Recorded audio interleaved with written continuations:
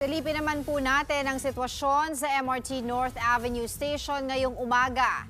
Maagang pamasko para sa mga commuter itong libreng sakay ngayong araw. Para po yan sa lahat ng pasahero ng LRT Line 1, LRT Line 2 at MRT Line 3. Ayon kay Pangulong Bongbong Marcos, layo nitong maibsan ang gastos para sa Pasko.